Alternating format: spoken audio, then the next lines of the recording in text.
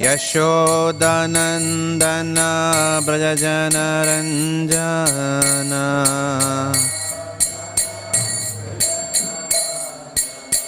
Yashodanandana Brajajanaranjana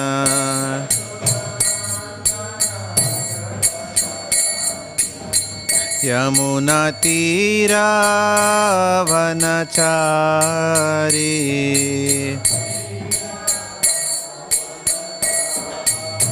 Yamunatira Vanachari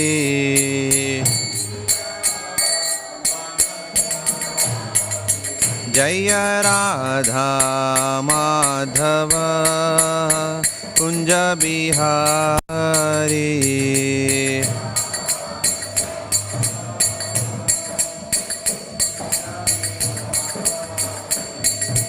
Gopi Janavallabha Girivaradhari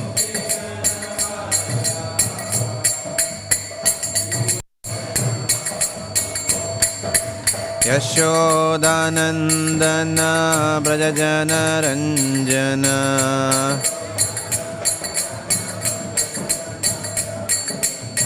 Yamunatira Vanachari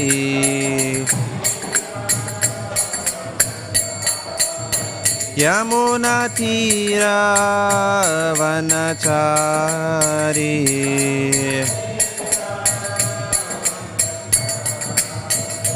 Jaya Radha Madhava Kunja Bihari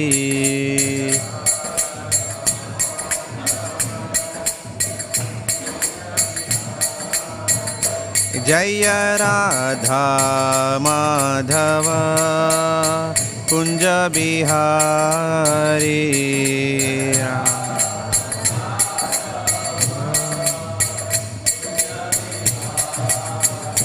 Jaya Radha Madhava Kunja Bihari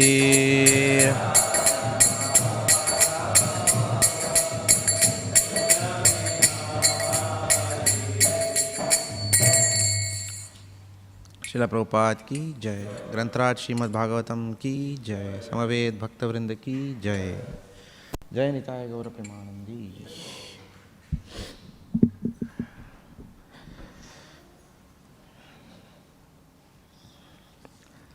Hare Krishna. Speaking from Śrīmad Bhāgavatam, Canto 7, Chapter 2, Text number 48. Om Namo Bhagavate Vasudevaya.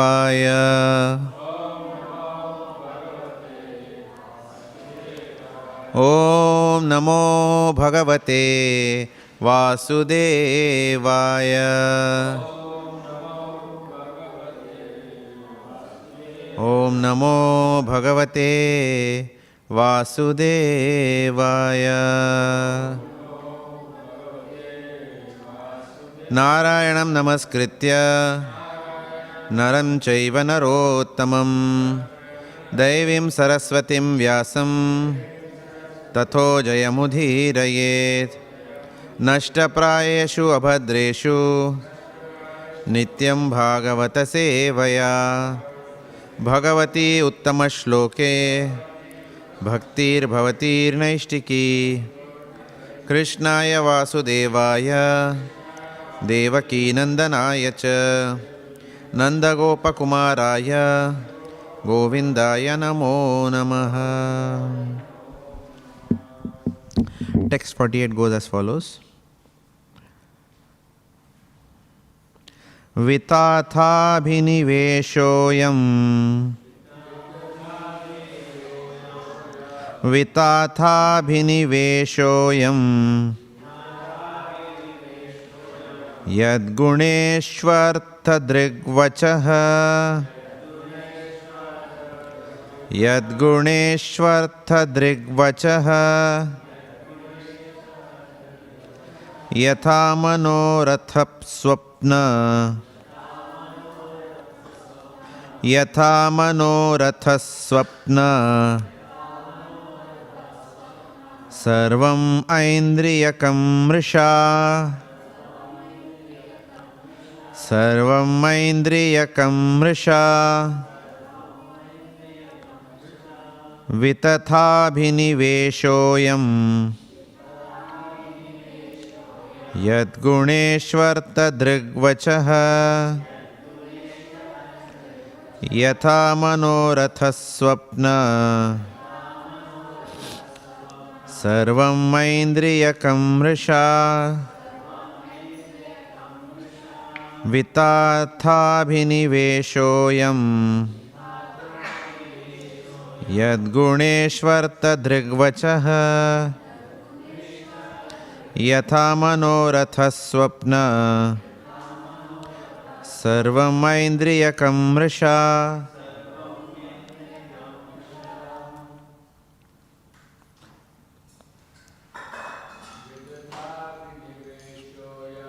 Vitathabhiniveshoyam. Yadguneshvarta drigvachaha. Thank you. Athaswapna. Sarvamaindriyakam mrisha.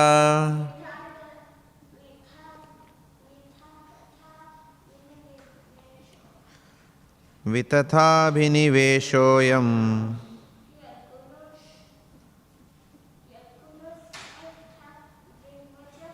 Yadguneshvarta drigvachaha. Yatha manoratha swapna. Sarvamaindriyakam mrisha. Tada vinibheshoyam.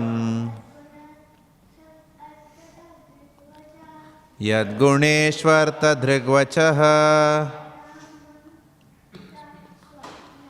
Yatha manoratha swapna.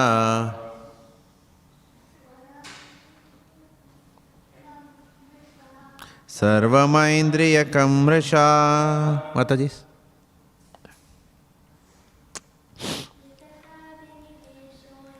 Vitathabhiniveshoyam. Yadguneshvarta drigvachaha. Yatha manoratha swapna. Sarvamaindriyakam mrisha. Vitathabhiniveshoyam. Yadguneshvarta drigvachaha. Yatha manoratha swapna. Sarvamaindriyakam mrisha. Vitatha, fruitless. Abhinivesha, the conception. I am this, yet, which. Guneshu, in the modes of material nature. Artha, as a fact. Drikvachaha, the seeing and talking of. Yatha, just as. Manoratha, a mental concoction. Daydream. Swapnaha, a dream. Sarvam, everything. Aindriyakam, produced by the senses.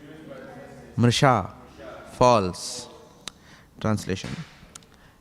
It is fruitless to see and talk of the material modes of nature and their resultant so-called happiness and distress, as if they were factual. When the mind wanders during the day and a man begins to think himself extremely important, or when he dreams at night and sees a beautiful woman enjoying with him, these are merely false dreams. Similarly, the happiness and distress caused by the material senses should be understood to be meaningless. Purport by Srila Prabhupada ki Jai. The happiness and distress derived from the activities of the material senses are not actual happiness and distress.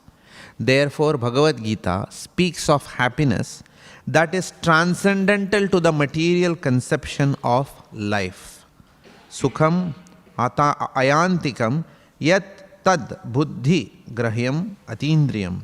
When our senses are purified of material contamination, they become atindriya, transcendental senses, and when the transcendental senses are engaged in the service of the master of the senses, Rishikesh, one can derive real transcendental pleasure.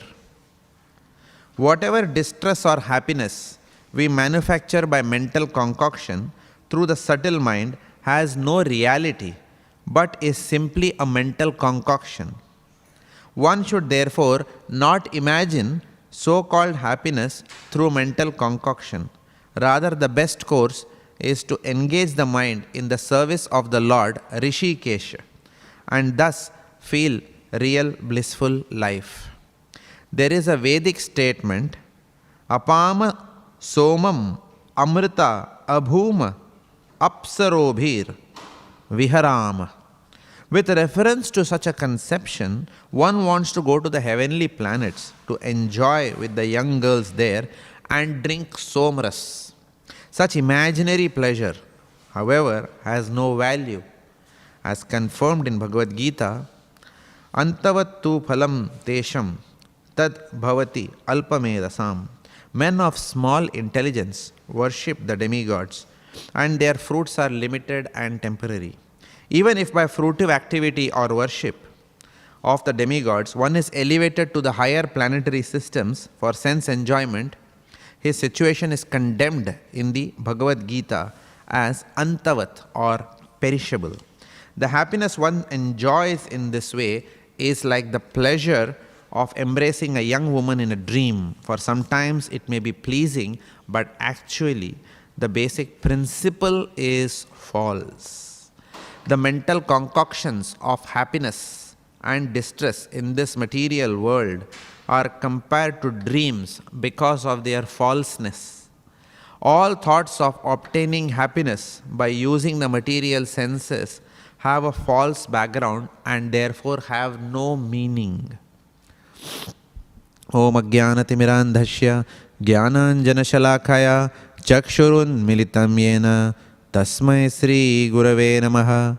Sri Chaitanya Manobhishtam Sthapitam Yena Bhutale Swayam Rupa Kadamahyam Dadati Swapadantikam Mukham Karoti Vachalam Panghum Langhayate Girim Yat Kripatam Maham Vande Sri Guru Dinatarinam Vanchakalpatarobhyascha Kripa Sindhobhya evacha Patitanam Pavanebhyo Vaishnavebhyo Namo Namaha. Jai Sri Krishna Chaitanya Prabhu Nityananda Sri Advaita Gadadhar Srivasadi Gaura Bhakta Vrinda. Hare Krishna Krishna Krishna Hare Hare Hare Rama Rama Rama Hare Hare. Vitatha bhiniveshoyam yad guneshu artha drigvachah yatha manoratha swapnah sarvam aindriyakam mrisha. It is fruitless to see and talk of the material modes of nature and their resultant so-called happiness and distress as if they were factual. When the mind wanders during the day and a man begins to think himself extremely important, or when he dreams at night and sees a beautiful woman enjoying with him, these are merely false dreams. Similarly, the happiness and distress caused by the material senses should be understood to be meaningless. So in the previous chapter, Maharaj Parikshit had asked a question to Sukadeva Goswami about why Shishupal got delivered and how Shishupal, despite being a demon, got Sayujya Mukti or liberation. In response to that, in this chapter, Sukadeva Goswami reveals who they were in their previous yugas. Thus he reveals that Shishupal was none other than, and Dantavakra were none other than Hiranyaksha and Hiranyakashipu in their previous lives. Then this chapter, subsequently after defining these personalities in their from their previous lives, it talks of Hiranyakashipu. The whole chapter is focusing on Hiranyakashipu. Then the chapter is also titled as Hiranyakashipu, King of the Demons. It talks about the basic response of a demon to an external stimuli, which is one of anger. So it talks about Hiranyakashipu's response in the mode of passion, which is anger. Hiranyakashipu was very upset that his brother Hiranyaksha was killed by Lord Vishnu. Therefore, he is very angry. Therefore, he decides to kill Lord Vishnu. But it is not possible to kill Lord Vishnu. Therefore, but Hiranyakashipu knows the philosophy. How to destroy Vishnu? By destroying his devotees. Who are the pinnacle of his devotees? The Vaishnavas and the Brahmanas. So what Hiranyakashipu does, in order to destroy Lord Vishnu, he tries to destroy the devotees and the Brahmanas. He tries to destroy Brahminical culture. Also, he tries to destroy Mother Nature. Because the basis of any economy is agriculture and cow protection. So if these two are destroyed, the whole economy collapses. Therefore, Hiranyakashipu is aiming at destroying those. Now, as much as he is doing, and this is very ironical in this chapter, that as much as he is doing all these things, as much as he is doing all these demonic activities of destroying Brahmanas and Vaishnavas, he is giving big lectures on the other side from the Vedas, from the Bhagavad Gita. He is giving class. He is pacifying his nephews with Bhagavad Gita philosophy. So on one hand, he is destroying the Brahmanas and Vaishnavas. On the other hand, he is giving class on Bhagavad Gita. This is very ironical. Very, very ironical. And in these verses, in the last few verses, he has been talking about the temporary nature of the material world. And therefore, why someone should lament for anyone's departure. Whereas the very cause of his own anger was the departure of his brother. So this is hypocritical. And it is extremely ironical. In today's verse, he is further talking about the specific nature of happiness and distress in this material world. Again from the Bhagavad Gita. We have a very similar verse from Bhagavad Gita. Matra sparshastu kaunteya sitoshna sukadakadha agamapayino anityas tam titikshashva bharata, which talks about the temporary nature of both happiness as well as distress in this material world. So today's verse is very similar to that verse from Bhagavad Gita chapter 2. Now when one is hearing all these instructions from Hiranyakashipu's mouth, then obviously one of Srila Prabhupada's instructions comes to our mind. What has Prabhupada said? Prabhupada said that one must never hear Krishna conscious philosophy from a non-devotee. Prabhupada said that. Prabhupada gives this example that milk which is touched by the lips of a serpent has got poisonous effects. Are we not hearing milk which is touched by the lips of a serpent? Hiranyakashipu is that serpent. He is envious of Vishnu. He is envious of the devotees, and on top of that, he is talking this philosophy. So should we get up and go outside the class? Should we not discuss this? Let's understand. Śrīmad Bhāgavatam in the 5th canto, in the 8th chapter and 12th verse, that verse talks about, the 5th canto is all about creation. That is the prayers of the devotees offered who live in Jambudvip. As a part of that, Sukadeva Goswami talks about various varshas in Jambudvip, and one such varsha is called as Hari Varsha, and the Lord of Hari Varsha is Lord Narsimadev. So he says that Lord Narsimadev is worshipped in Hari Varsh along with the people who live there, led by Prahlad Maharaj. And as a part of that prayer to Lord Narsingadev, what is one of the prayers that is discussed in Śrīmad Bhāgavatam 5.8.12? There is a beautiful verse. It says, Yasyasti bhaktir bhagavad akinchana sarvair gunair tatra samasate sura harau abhakta kuto mahad guna mano sathena dhavato bahi. This is the prayer of Prahlad Maharaj to to Narsimadev. Right? So, what is the meaning of that verse? It says that when someone does devotional service, all the good qualities of the demigods dawn upon that person. Whereas someone who does not do devotional service, someone who is envious of the Lord, who has got nothing to do with the Lord, such a person cannot have any good qualities. Harav abhakta. Bhakta means devotee. Abhakta means non-devotee. Harav abhakta means a person who is not a devotee of Krishna. Kuto mahat guna. From where come such a person will get any good qualities? That is what it says. It's a very serious statement. You go out and say that to someone, you are a non-devotee, therefore you don't have any good qualities. You can imagine what will happen, right? But scripturally it is a fact. Scripturally it is a fact that non-devotees cannot have any good qualities. Now why it is said like that? Because it is not that non-devotees do not do good activities. It is not that non-devotees sometimes may not be good. It is not that one who is not a devotee may not be a good person. But if we observe closely, the good qualities of non-devotees only comes because of the influence of the three modes of material nature, out of which one of the mode is mode of goodness. So that is why it is said that non-devotees are driven by the modes of material nature. So when they are under the mode of goodness, they'll speak very nice things.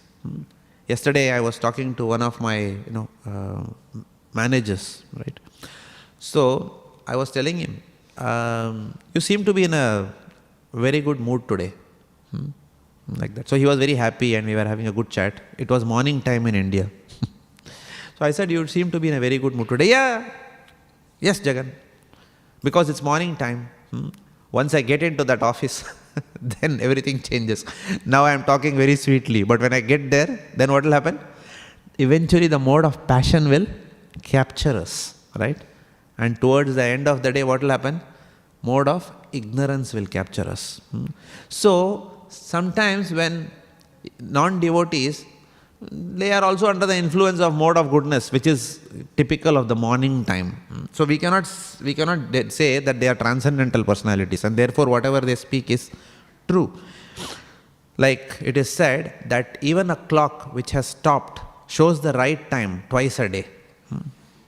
Right? Think about it. Even a clock which has stopped shows the right time twice a day. So if the clock stops right now at 7:58, right, it will still show tomorrow, today evening it will show the right time when it is 7:58. And tomorrow morning also it will show 7:58 right time. But the fact is that the clock has stopped, right? So therefore, sometimes non-devotees may also give good instruction under the modes of material nature.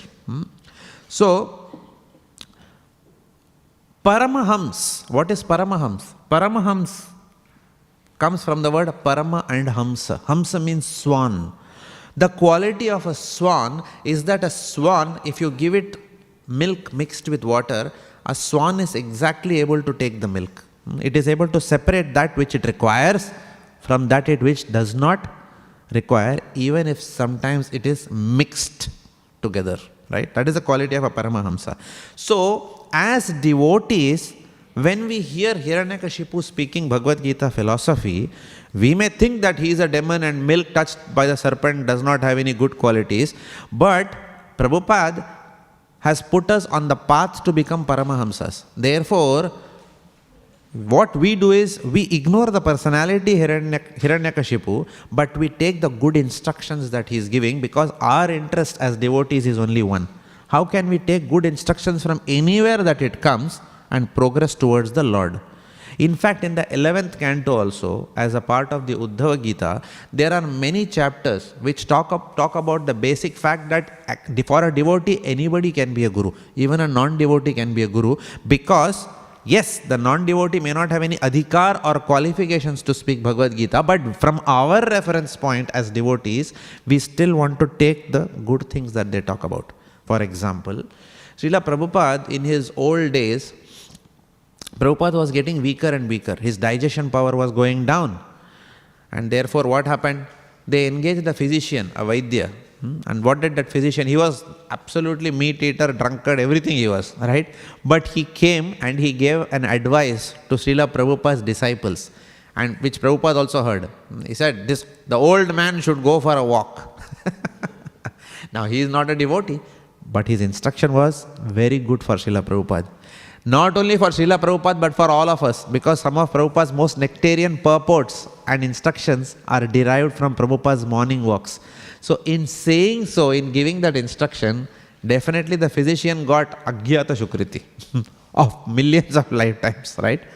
It set the mood for Prabhupada to speak so many great things by which we all get benefited today. So he has benefited all the devotees, right, in giving that instruction. But obviously his intent was something else. He was just doing his job as a physician, right?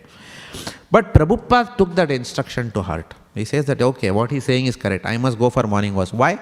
Prabhupada did not say, oh, he was a drunkard. No, I will not accept from him. Bring only devotee doctor. No. Because Prabhupada's mission was only one. He was very focused. Vyavasayatmika buddhi rekeha kurunandana. Prabhupada was focused.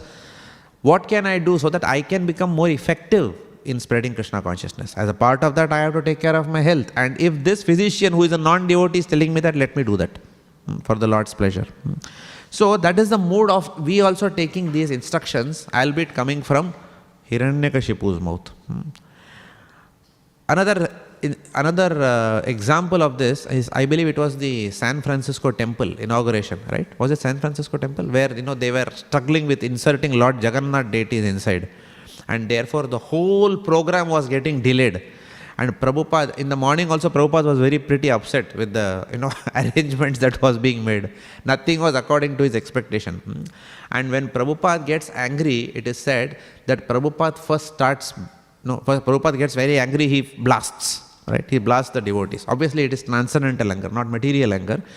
But Prabhupada was just, very, very upset. But after some time, when Prabhupada's anger goes beyond a particular level, what happens? It is said his lips start quivering. And then beyond that also, if his anger goes, then Prabhupada becomes silent. So that was Prabhupada's anger, right?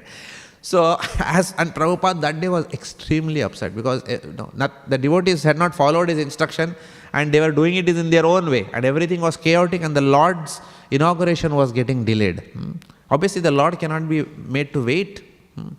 He is waiting to give his darshan. So Prabhupada was very angry and Prabhupada was giving instructions left, right, center to everyone. And then one neophyte who probably must have visited the temple probably for the first time or second time, he said, Prabhupada, easy mate, just chant the Hare Krishna mantra. Why don't you simply chant Hare Krishna? In Tamil, we say, Tirupati ke laddu kudtan, which means Lord Balaji ko ilake laddu diya. His own prasad we are taking from the counter and we are feeding it to Balaji himself. Balaji, take some laddu, from Tirupati it is. Balaji says, hang on man, it's I who gave this laddu to you. Why are you giving it back to me? Right? So therefore, this is the instruction. Telling Prabhupada himself, Prabhupada, please chant and be happy. Like that. But Prabhupada took that. He didn't blast that guy. He's saying that, don't you know who you are talking to? I think you must have read it from my books only. Please know that and get lost. Prabhupada didn't say that. He accepted it with humility because he was giving a good instruction. So therefore, even apparently when Hiranyakashipu is giving these instructions, it behooves us to accept these instructions for our own good. So that is the mood in which we will understand today's whatever instructions Hiranyakashipu is giving, despite the fact that he himself is a demonic personality. We take it for furthering our Krishna consciousness, which is called as Yukta Vairagya principle. We take whatever that is required and deploy it for progressing in our journey back to Godhead. So that is the context in which we will discuss this. Now what is Hiranyakashipu speaking? We will talk about that part. He is speaking about the temporal nature of both happiness as well as distress in this material world. He says both are temporary. Happiness is also temporary, distress is also temporary. Now, he calls the happiness of this material world as false happiness. False. Now, some may say, hang on, how can you use the word false? Why is the word false used here? This material world is not false. We have seen that before. Prabhupada many times hammers the Mayavadis, saying that this Mayavadis, these rascals, they are saying that this material world is false. So reject it. So Prabhupada has told us this material world is not false. This material world is real. But it is real and illusory. It is real and illusory. After all, an illusion is real, right? In the sense that illusion exists. An illusion has an existential reality, therefore an illusion is real in that sense. But an illusion is an illusion. It is not truth, it is falsity. So the fact that falsity exists is true, but falsity is false. So that is how we have to understand this, right? So Hiranyakashipu is saying that this happiness and distress of this material world is false. Now what is the opposite of false? True. So what is the happiness of false happiness? True happiness or real happiness. So in that sense, he is saying that this happiness of this material world is not real happiness. It is Maya Sukh. Maya Sukh means happiness which is derived under illusion, therefore it is false happiness. So that's how we have to understand this. What is the reason why it is called as false happiness? Because the nature of the soul, as Karunanidhi Prabhu was explaining very beautifully yesterday, is Anandamayo Abhyasat. Nature of the soul is to seek real happiness. Nature of the soul is to seek eternal happiness. So what is the nature of the soul? Two things.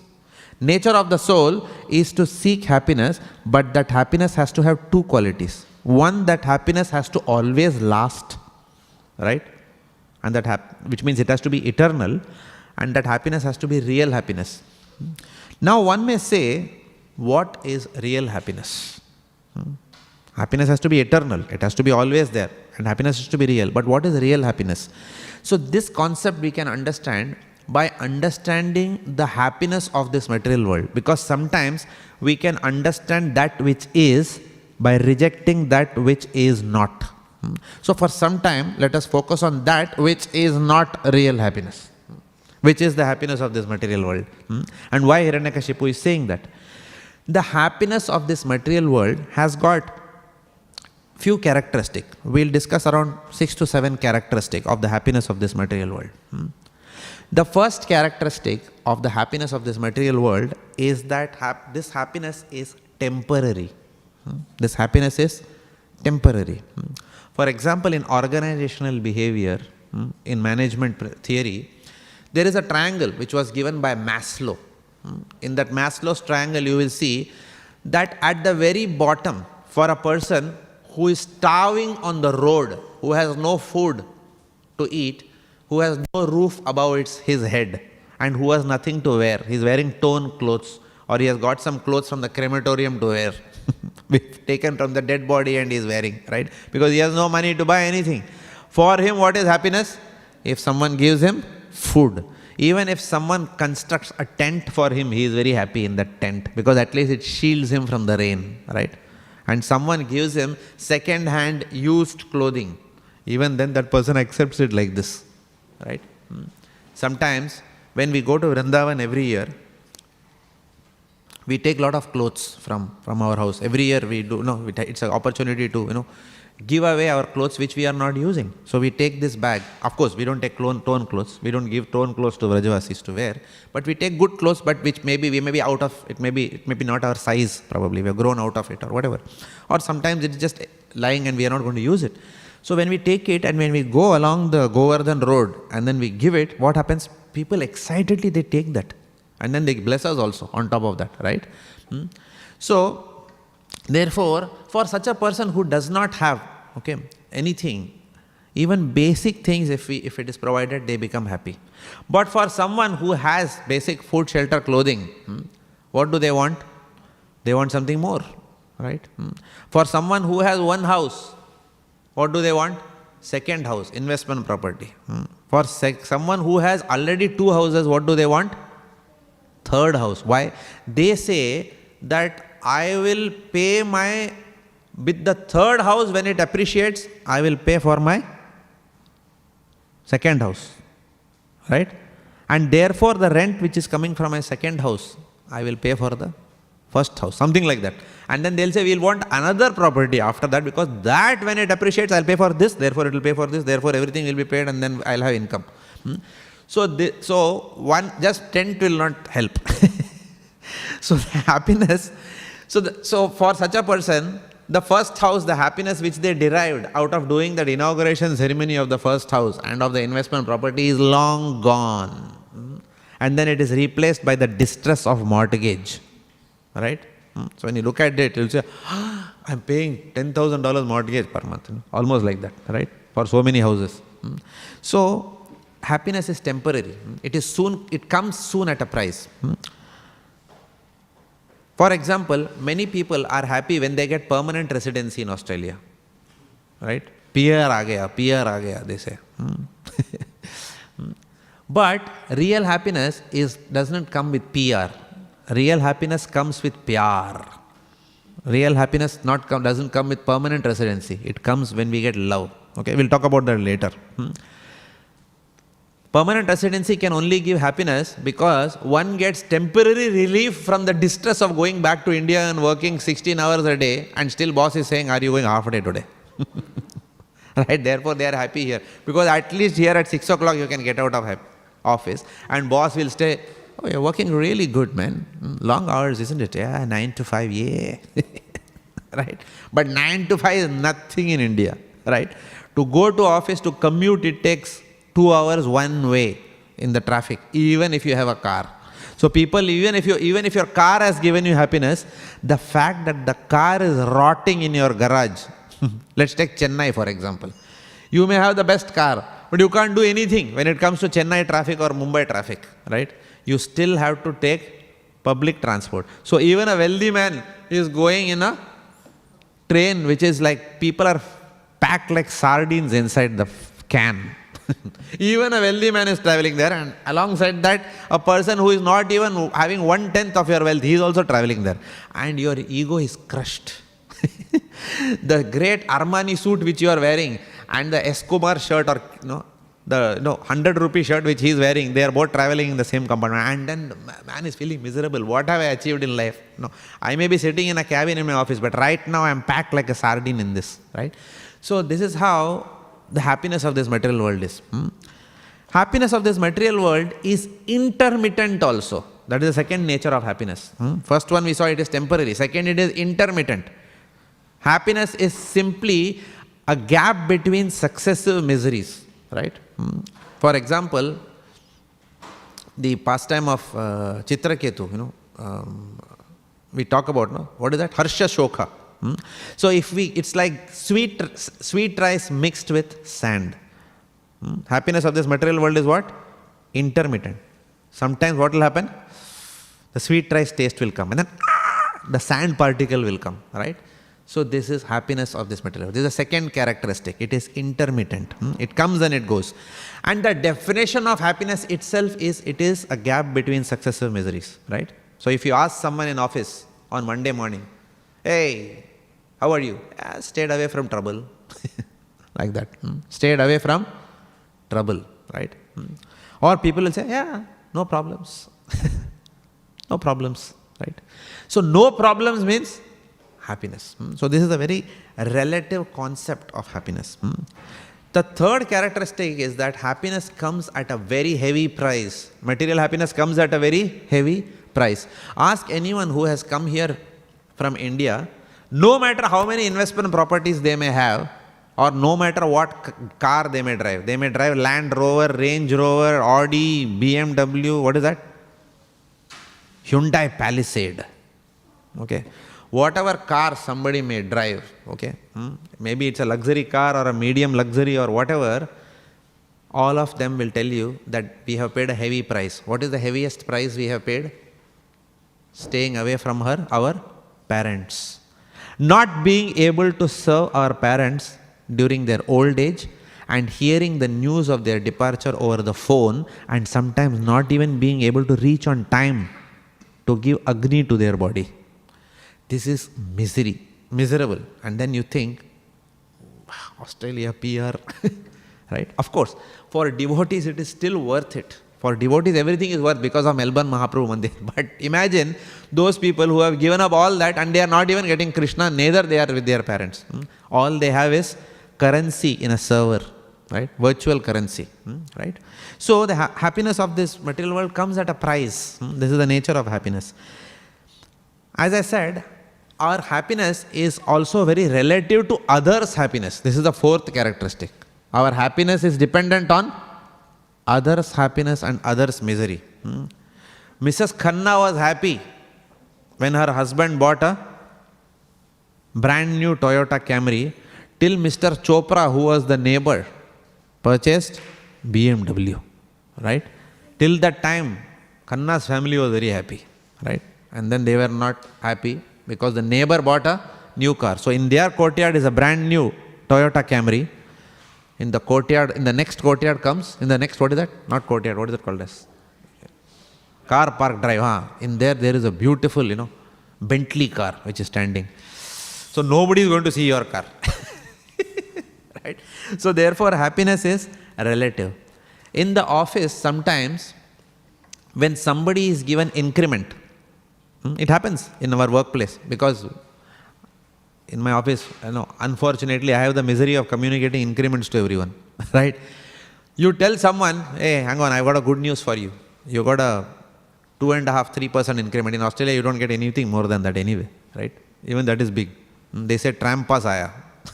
One tram pass becomes free after 1 year. Right? 2.5% increment if you give someone, they are very happy. Okay, at least you recognize my efforts. Thank you very much. Because last year we got 0 increment. And this year company was saying we'll slash your salaries. But thankfully you gave 2.5 increment. The person is very happy. Thank you, Jagan, very much. But then the moment he hears someone got 3% increment, gone. Hey, can I set up a meeting with you? Yeah, I just want to know what's going on. Why that fellow got 3%? I mean, what's going on? Right? I think I'll have to resign. This is happiness is. A few minutes back, 1 hour back, you were very happy, you were thanking me. Because he got 3% increment, right? So therefore, I am wealthier than what I was, I am still not happy. The other thing, other characteristic of happiness in this material world is happiness we seek in fallible things. We seek happiness in those things where we cannot get eternal happiness from. And this is summed up very nicely in the second canto of Śrīmad Bhāgavatam, where Sukadeva Goswami was asked a question by Parikshit Maharaj, what is the duty of a man about to die? And he keeps on rattling one verse after the other in the initial part of the second canto. As part of that, he says, Deha patya kalatra adishu atma sainyeshva asatvapi tesham pramatto nidhanam pashyan api na pashyati. We seek happiness in what? Deha. Deha means what? Our own bodies. Right? In our teenage years, what we seek happiness in? In having a tough body. In having, what is that called as? Six-pack. Right? So if your son becomes a teenager, you will realize it. Most of the time, they will spend more time in the bathroom. What? Observing?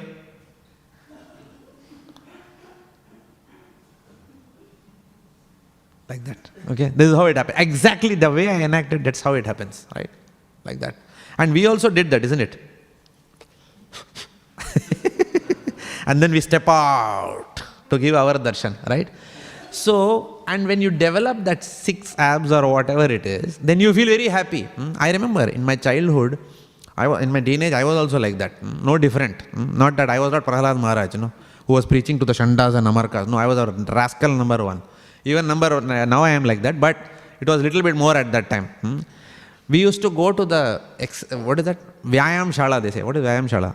Gym. I used to go to the gym and do the dumbbells. And then immediately after that, what happens? Come home, take a bath and wear cut t-shirt. Full t-shirt will not be there after that. Cut t-shirt. And then at least do one walk along the streets so that the girls will be impressed. And not we only. 3 or 4 of my friends will also walk. As if we don't care about the girls. But with the full desire that they should all look at us. It's called as walking cool, but absolutely self-conscious all the time, looking for prestige somewhere, looking for someone who will be impressed with us, right? But externally acting as if, oh, cool, he doesn't care, he's got a good physique, he doesn't care about things. But the whole idea was not to have a healthy body. The whole idea was a body that will impress the opposite sex, right? So this is the problem. So we seek, so that's why it's a deha patya kalatra adishu. We seek happiness in body, right? Even it doesn't go away. It doesn't go away even in old age. It doesn't go away. Sometimes even old people pride that the fact that they don't have a big paunch. I'm very fit, man. Like that. And people say, Prabhuji, you look younger every day. Oh, is it? like that, and that gives a sense of happiness. Our body gives a sense of happiness. Deha apatya.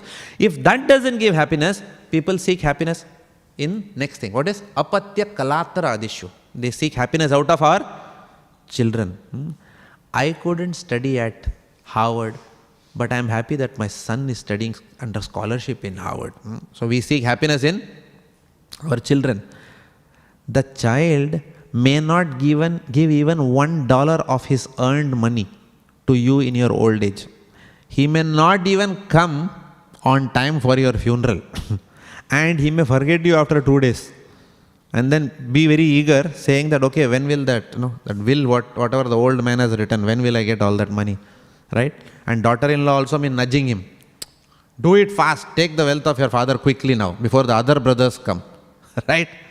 So, and we try to think that we will get happiness, eternal happiness from children. Maybe they will serve us, but maybe they may not serve us also. Right? Therefore, they are called as what?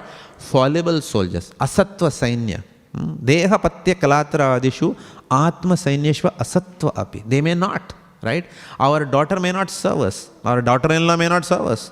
Right? Apatya. Oh, I will derive happiness. Me and my wife will continue. Correct? Living comfortably, even in old age. What if one partner leaves before the other? Quite possible, right? Can we count on that happiness? We can't count on that happiness also, right?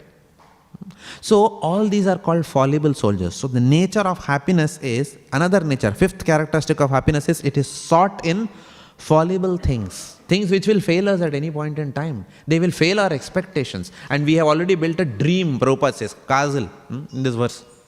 Swapna, it's all in swapna. Swapna means dream, illusion. Another characteristic of happiness in this material world is, happiness of this material world is deferred to the future. Now this is typical of Asian community. Okay, I have seen more it in Asian communities. I am myself Asian, so I can speak about it. Right? Nobody will say you are racist because I am one. Right? In the West, at least we have this concept: earn money and enjoy over the weekend. But specifically, I come from India. It is earn money, save money, save money, save money, save money, and die.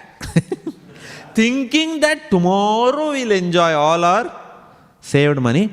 Today work very hard, because tomorrow will be a beautiful day. And tomorrow let us work little bit more harder, so that tomorrow we can enjoy more than what we thought yesterday we will enjoy tomorrow. And that tomorrow never comes. Then by the time the person has accumulated a lot of wealth and property, what happens? They can't eat because they have diabetes, hypertension, sugar, right? And then they have to take private insurance. All the money goes in giving to insurance company, right? Or to doctors. You can't even enjoy anything, right? The person may be saying that, yes, I am successful. Now I have bought a house in Hopper's Crossing and Point Cook. It has got 3 floors. It has got 3 floors. Prabhuji, what is the area of your house? Prabhuji, 4 bedroom, Prabhuji. 3 bedroom nowadays, no, 4 bedroom. 1 bedroom down, another 2 up. But what that person then is worrying about? Now I have become old. How will I climb that staircase? How will I mow that courtyard?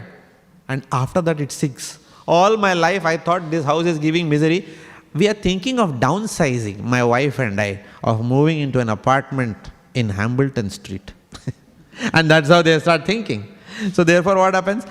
That happiness which is deferred to the future, it doesn't come. It doesn't come. Happiness, the 7th characteristic is, happiness is equated with fulfillment of material desires. So, we think that happiness means having more. Many years back, one devotee told me a mathematical equation for happiness. Simple equation, simple formula, fraction. A fraction has got a numerator and a denominator. Correct or no? Right? So happiness is equal to number of material desires fulfilled divided by sum total of material desires. I repeat, happiness is number of desires fulfilled divided by total material desires. So, the whole of the non-devotee community, what are they attacking? They are attacking the numerator. They think that by fulfilling material desires, we will become more happy. Whereas when we come to devotional life, what do devotees do? We don't attack the numerator. We address the denominator. Let me reduce the denominator so that my happiness quotient goes up. So the reference point of how to address happiness itself is different for a person who has got knowledge of Bhagavad Gita to someone who does not have that knowledge. Now, this is the happiness of non-devotees. So in the last 5-7 minutes that we have, we will talk about even devotees, what as devotees we make mistakes. How do we make mistakes in chasing happiness? We come to devotional service with full knowledge. We attend a Bhakti Vriksha program or we attend Bhakta Bhavan program and we have heard enough from the brahmacharis, from the sannyasis, from the devotee grihastha families saying that Trinadapi sunichena taroriva sahishnuna amanina manadena kirtaniya sadahari. Enough times we have heard this. The verse is by heart. Meaning also is by heart. Right? Everything we know. Right? But still we seek prestige when we come to bhakti. We seek prestige. We seek position. Even as practicing devotees, it is highly possible that we die in this lifetime and we have still not overcome our desire to seek prestige, position, respect. Is that possible? Even as practicing devotees? Very much possible, right? For example, I tell this example, last week also when in our Bhakti Vaibhava I was speaking this example. I remember an old man was coming to our temple, few years back. I don't know where he has disappeared now. I don't even know whether he exists, right? He used to come regularly to the temple and he used to sit in that bench outside. He used to attend sometimes classes here and then he used to go and sit in the bench outside. So one day, Yamuna Lila, my wife, she had given class and she came out. And then that old man, he was I think Gujarati or something like that. So he came to know my wife is Gujarati. So he asked her, "Tame Gujarati cho?" And when one Gujarati asked another Gujarati such question, obviously there is a conversation that's going to happen. Who Gujarati chu? Tame pan Gujarati chu? We Gujarati. Okay. So then they started talking. Now that old man told her that I have been coming to this temple for many years, and I am attending all these classes. So she said, very good. Masa, very good, she said. Uncle, very good. But then the old man told the next sentence. After coming, my realization is this. What do you think the realization will be of the old man? You tell me. Guess. What should be his realization? What do you think his realization would be? Come on. What's his realization? You think what would you expect from him? No answers?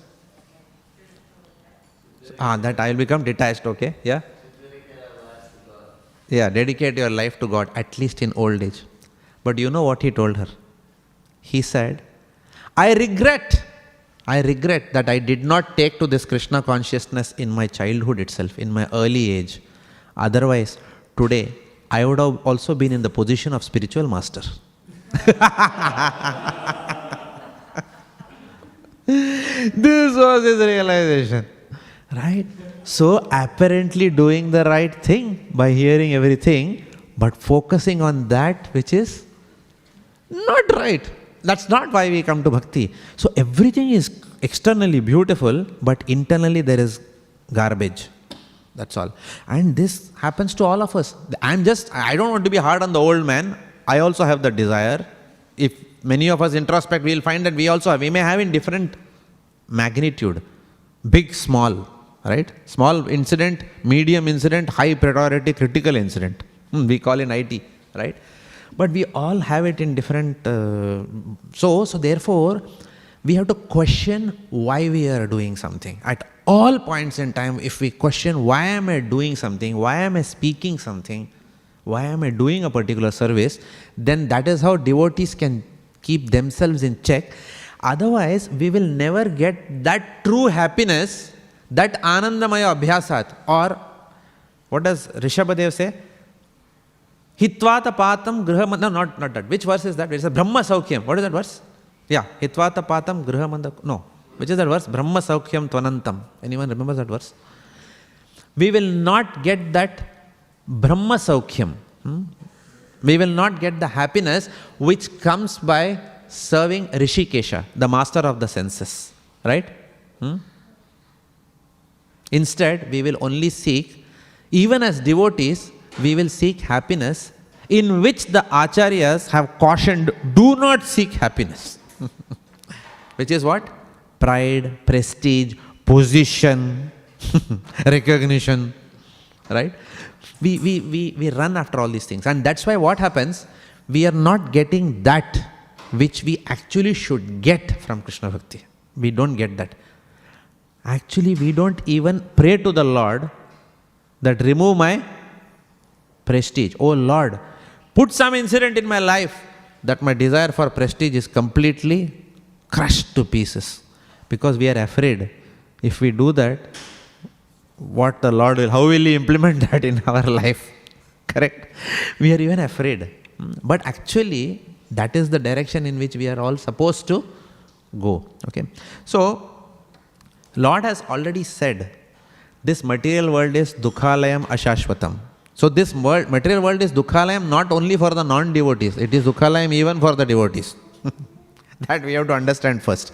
So as much as non-devotees seek material happiness in material things, devotees seek material happiness in spiritual activities. And that is our problem. We are still seeking material happiness only, right? And if you deeply understand Hiranyakashipu's words here in the way that Prabhupada may want to, and Prabhupada's purports thereof, we will understand that both devotees and non-devotees do this mistake. Even the distress of this material world is temporary. But non-devotees, how they respond to distress? When something bad happens to a non-devotee, the first thing they blame is God. First they say, we don't believe in Him. When something bad happens to him, they say he is a bad person. First, hang on, you told you don't believe in him, so who is bad person? Right? So that is how they respond, right? Or, I remember a movie in my childhood I saw of Amitabh Bachchan. He was a criminal in that movie. He took to bad activities. And then when he was asked, why you are taking to bad activities? He said, in my childhood, I was thrown in the gutter by my father. Gandhi nila, what? Gandhi nali ka keeda samajh ke phek diya tha mujhe, they say. Okay, so in my childhood, I was rejected by my parents and I was thrown in a garbage bin. Therefore, I have become what I am today. And he became a menace to society. He said, I will give back to society what society gave to me. This is how non-devotees will respond to distress. Whereas, how does a pure devotee respond to distress? Vipada shantu taha shashvat tatra tatra jagat guru. Kunti Maharani says, may those calamities come again and again, because in happiness, I am not getting deeper in my Krishna consciousness. Only when I get misery, I really become serious about my bhakti. So therefore, distress is also temporary in this material world. Happiness is also temporary in this material world. But as long as we know what to seek from distress as well as happiness, both have the ability to propel us back to Godhead, if we seek the right things out of that. So okay, I'll stop the class here. Grantaraj Śrīmad Bhāgavatam ki jai. Any questions or comments?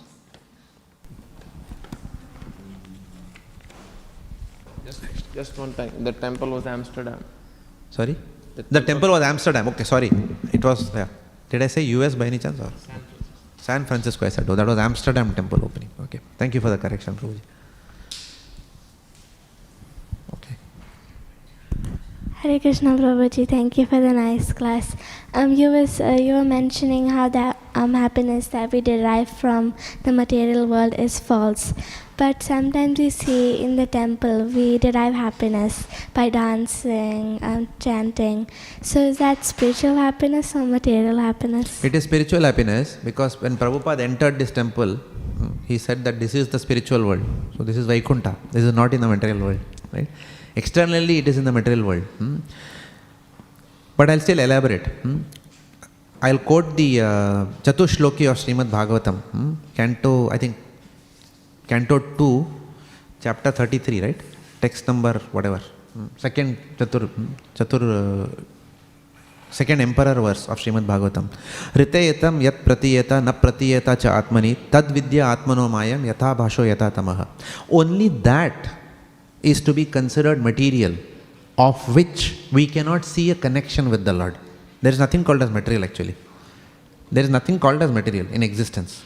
Material is only that of which we cannot see a connection with Krishna. Does it make sense? So our money is not material. Our money is material if we do not see its connection in the use of Krishna. So this beautiful land in Albert Park, what is the difference between 197 Dank Street to 200, or maybe this side there is still Dinodhari Prabhu, that is another spiritual world. But this side I am saying, okay. Any other address, where devotees don't live, it is just an address, that's all. It's an address in a prestigious world. It's a piece of land. Everything is same. There are also trees growing, there are bricks, right? But what is happening inside there?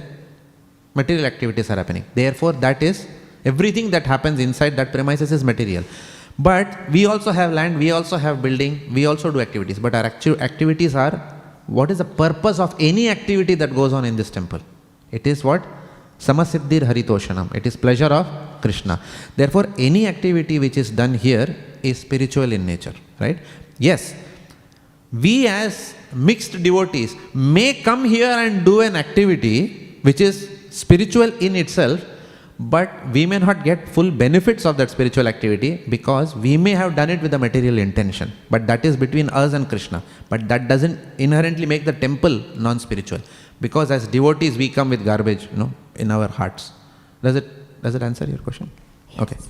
But then why does it sometimes fade away? Why does it? Why does it fade away? Sometimes we go outside the temple, then it goes away. So why does it fade away? Why does it fade away? Because outside there is, when you're sitting in AC and then you go out in the hot sun, the heat will get to you, right? So therefore, therefore Maya is constantly acting on us. Maya is constantly acting on us. Especially Maya will act even more if someone is seriously trying to get out of the jail. If two criminals are there, one is nicely having a good relationship with the cop, the policeman in the jail. He is listening to all the instructions of the policeman. When police says get up, he will get up, sit down, he will sit down. He will do extra activities of breaking stones in the jail. The policeman will obviously be very happy. He will not give any punishment to that fellow, right? He will keep him comfortable in material life, inside the jail, right? But if policeman is vigilant on which guy who is trying to escape, to him he will give hard test. So, when Maya sees that these devotees are nicely attending morning program in the temple, my job is to keep this person in the material world. How will I do my job? Okay, let me give temptations outside this premises of Hare Krishna Melbourne Mahaprabhu Mandir. Let me see how they conduct themselves outside the temple, right? Many times inside the temple we are at our best behavior, right? And in outside our temple, when nobody is watching what we are, that time our character is tested, right? So therefore Maya is going to give us our treatment. And when we succumb to the three modes of material nature, that's the time we feel miserable with our own selves. We say that, oh Krishna, you gave me a test and I failed it, And that time we feel miserable. That's the misery which devotees experience outside, in the material energy. Because internally in our consciousness, inside ourselves, we can fool the world. But inside our consciousness, we know, have we pleased the Lord with whatever we did or we did not please the Lord? That's the ultimate, that's the only reality actually. Internally, externally, people may say so many things, right? So, real happiness in bhakti will only come if we have a integrity of purpose in which we do every single activity. Because when we have that, Prabhupada said purity is the essence, purity is the force, Prabhupada said. If we do that, that happiness which will come will also be very soothing to the heart. Otherwise it will not be. We will feel unhappy even if we externally practice bhakti with false motives. Yeah, that's my opinion. Yeah. Thank you. Hare Krishna. Sorry, Prabhu. So you did touch on the point how non-devotees would react if problem comes and they'll blame God. My question is, how will devotees react when a very serious calamity strikes? Taking example of what recently happened also. And this is, I'm speaking from not very advanced devotee platform, but in general, how devotees should respond. Okay. Not having had that experience myself, it is very difficult for me to sit in a chair and then give an answer to that. But I can only repeat whatever I have heard from senior devotees. So that is what I will share. So when calamities comes to devotees, it can happen. It is very natural that we will cry and lament about a loss of a loved one. That is just being human. Crying over the loss of a loved one doesn't disqualify us from the realms of even pure devotion. It doesn't disqualify, right? Especially for a devotee, and especially if the person who has left was in line to become a future devotee. So then it is a loss of a potential Vaishnava. A loss of a potential Vaishnava is always a big loss into this material world. Because the fact that someone is born in a devotee family itself shows that they have practiced some devotional life in their previous lifetime. Otherwise it is not possible usually, right? So, and as kith and kin of someone who has left, if we cry, that is just natural. It is just natural. So a devotee, when faced with such situations, may go externally through all the emotions as what a non-devotee will go through. There may even be doubts that we will get, is the Lord really merciful? We may get that doubt. But those doubts we have to understand, are under the umbrella of material affection, which is normal for a devotee who is not an Uttama Adhikari. So devotees are of three levels, Kanishta, Madhyama and Uttama Adhikari. An Uttama Adhikari, example is given in Chaitanya Charitamrita. Srivas Pandit, right? Srivas Pandit's son has died in the adjacent room, and Srivas Pandit is being given that news, and Srivas Pandit is saying, "Shh, why are you disturbing Mahaprabhu's ecstasy? Will go for a toss." Now that is a response of who are we talking about? We are talking about Panchatattva, right?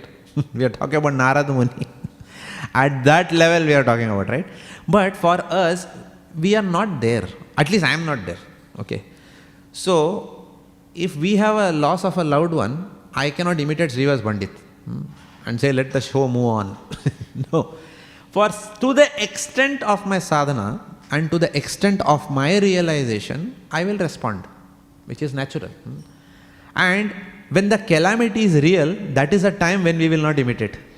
We cannot imitate because it's real, right? We can imitate, for example, when someone else has a calamity, we can go and imitate and try to be very sadhu in that forum, saying that after all, this material world is temporary. Sabko ek na ek din to jana hi hai. We can tell all this if someone else has died, who is not related to us. But when it comes to us, can we say the same thing?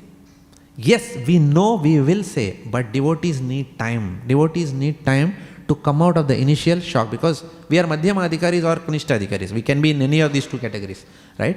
So we are humans. So it will take some time, but eventually we will see that those devotees will come out if they continue keeping themselves in the fire of bhakti. That choice is always there as tatascha.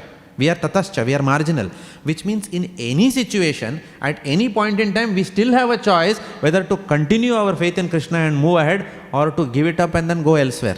Okay, of course, it is still like not like the non-devotee. A non-devotee going out saying that God, you don't exist, is still not like a devotee. Because a devotee goes out, Krishna will bring them back later on also. Even if they go out, that will be temporary. But usually we will see that devotees who are firmly fixed, they may have a temporary situation of lamentation, but eventually they will come out of it. And the proof of that is what? They will continue coming to the temple and continue their services. That shows that they are devotees. But that cannot still take away the human fact that they will lament for someone who they love. That is the aspect of they not being Uttama Adhikaris. That's all. I don't know. This is what I understood from that. Is that okay? You know the answers, but you still asked for my own benefit. So, Thank you. Hare Krishna. Okay, we'll stop here. Grantharaj Śrīmad Bhāgavatam ki Jai. Srila Prabhupada ki Jai.